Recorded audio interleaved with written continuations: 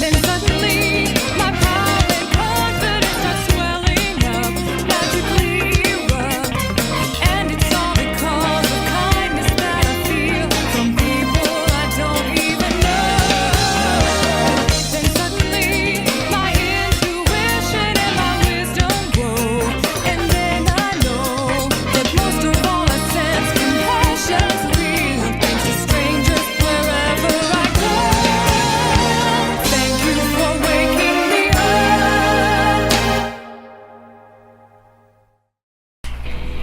Hey, what's up guys, it's Vivi, and I just wanted to talk about FighterZ. First day it came out, and my initial thoughts and stuff. Excuse the poor mic quality. I got my old one back, so now my voice is louder, it comes in clear, and I can hear better from it, but it's still a pretty shit quality mic. I'm still gonna invest in a new one someday when I get money. But talking about FighterZ, so this game, how do I say? I was definitely hyped as shit to play this beta because, you know, the experience from the last beta was like, it was really something. Like, I really appreciated the experience from the last beta. Like, it was fun. It's a little like literally DBZ fans, but it's actually something for fighting game fans. And if you follow my channel, you know I love them first-person shooters. Nah, I'm just fucking with you. Yeah, I obviously love fighting games. Yeah. But I can tell you that in my eyes, this game did not live up to the hype. And like, if you check a couple of my streams, you see how I played, and I'd say I'm a pretty, like, I'd say just like below average, but not like completely below, like just below average, like still adjusting phase of playing this game. Like, I'm not good. I'm not gonna say I'm good. I'm definitely not good. I'm not bad. I'm not trash. But this game is just, it's really hard to get adjusted to, and the game just, like, it might, like, I know it's mostly because it's a beta, and it's not finished, and all that shit, but, like, the game just really puts almost no effort forward to help you through the process of getting acquainted with its systems and stuff. Like, naturally, as a fighting game player, you're just gonna want to jump into the fray, go straight onto rank, and try to figure shit out for yourself. And the game has a tutorial mode, and I probably never would have found that if it weren't for Rafi, because Rafi would have run and explored because he wasn't so eager to get his ass whooped online like me. But that tutorial mode, not only are the blurbs really like vague, so you can't even like tell what you want to learn, like you just kind of have to keep doing them until you beat them all, and or get the one that you want to go. But it's just, nigga, nobody plays tutorials nowadays. It's just that simple. Like, you kind of just have to force me to do it, tell me to give me the quick rundown, and then I can just go out and figure shit out for myself. Like, I don't want you to teach me how to do combos and shit, but I also don't want to go in there completely blind. Getting that out of the way, my thoughts on FighterZ. Well, I think overall it's a above average experience at this point. It's a beta. I think the beta is an above average experience. This is not a complete game. Now here, I have a lot of good things to say about the game, but I'm not gonna waste my time saying those here. I'm just gonna tell you all my gripes straight up. Auto combos. Now, I may sound like an elitist or something, my fucking vendetta against auto combos, but let me say this. Marvel vs. Capcom Infinite, a game that is infamous for having some of the worst design choices in fighting game history, in recent fighting game history, had the decency to not only allow us to turn off auto combos, but the auto combo damage scales. So if someone's spamming auto combos, they wouldn't get the same damage as if they would have done that combo normally. It's just not like the same. Now here's where my problem with FighterZ starts. Not only is the auto combo completely like you're stuck with it, but the damage just, I mean, I may be wrong, but it appears to me the damage doesn't scale. Like, the damage in this game is already high enough, which is another problem I have, but the damage does not fucking scale. Simple. Like, am My phone's vibrating because I'm getting blown up now that I actually want to record. But yeah, the damage doesn't scale in this game like very hard for the auto combos. Like you just kind of like mash square, get some damage out, and like, hey, I did it. What's stopping me from doing it again? Pretty much nothing. If somebody knows how to perfectly punish an auto combo, I mean, it might be that. But if you're fighting someone that high skill, you probably weren't even gonna get a hit off on them anyway. But among that point and the fact that some of the beta characters got taken out, so I basically had to force myself to learn a new team. Like, why can't I turn out the auto combo? Like, it eventually got to a point that it was so influential on my gameplay, because I remember trying to pick up Persona 4 Arena, and that just stopped me from wanting to actually play it, because I just could not get behind. I've never been a fan of auto combo. Like, even in Extreme Budoden, which is basically the prototype of this game, it basically worked off auto combos. And it was fun to an extent, but you can only do so much in that game. And I don't like feeling limited in my gameplay, but the auto combo literally gets in the way sometimes. And like sometimes I just like to run up and like jab pressure, because that's how I like starting shit off. Like, some people get annoyed by that, some people say that's scrubby behavior, but I like to do jab pressure, and it's literally impossible because there's an auto combo in this game. And there's two variations. It's not even limited to square. It's square and triangle. Other thing I don't like about this game. Alright, so basically things happen way too fast. The damage is way too high.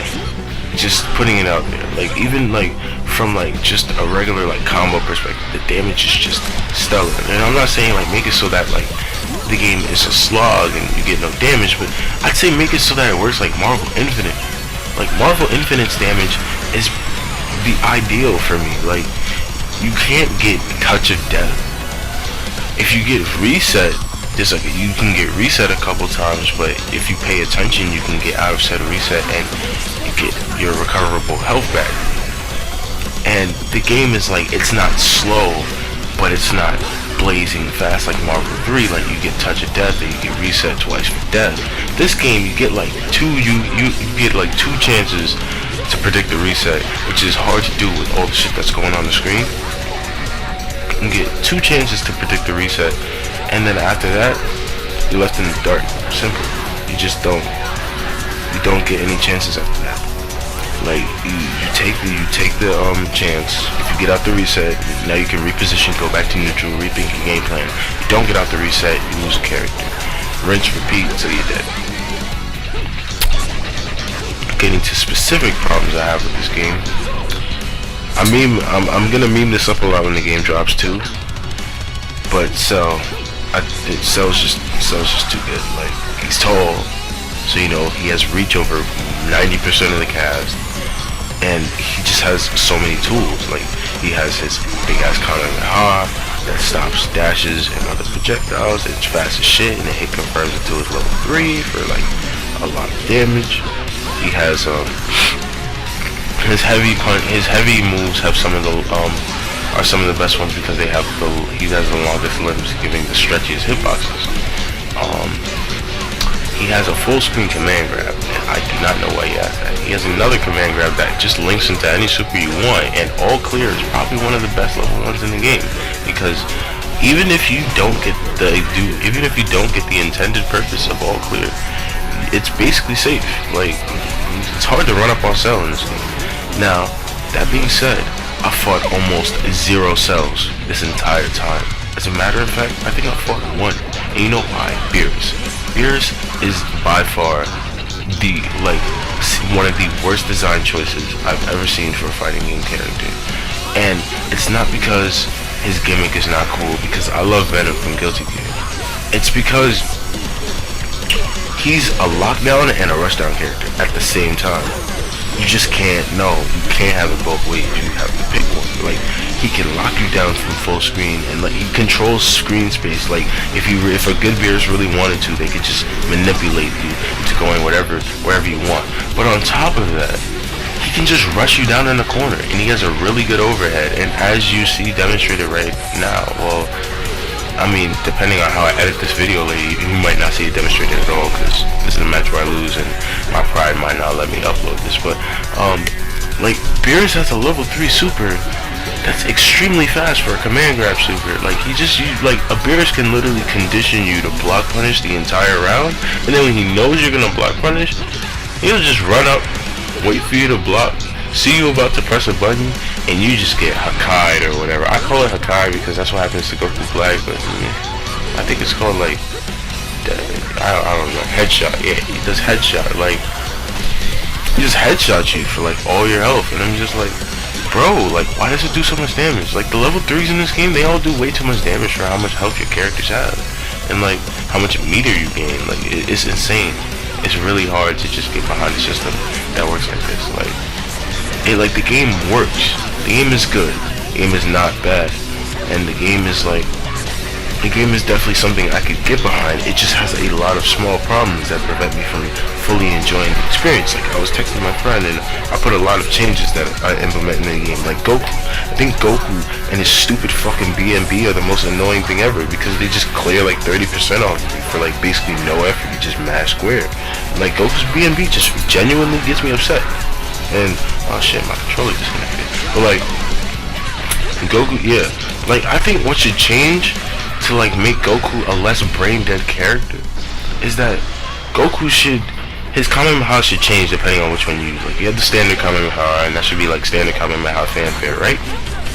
Then you have Warp Kamehameha. Warp Kamehameha should trade startup for damage. So basically it just goes fast. It's like way fast. It starts up faster than any other Kamehameha he has, and you just get less damage for it because not only is it cross up, which I guess you can like make it a tech trap or something, and then you could also like have his air Kamehameha trade start up for damage. So it starts up slower, but it does damage. So if you're late with the combo, you can't just get the free damage anyway. Like someone could tech out. And stuff like that, like small stuff like that would make the game like more enjoyable for me.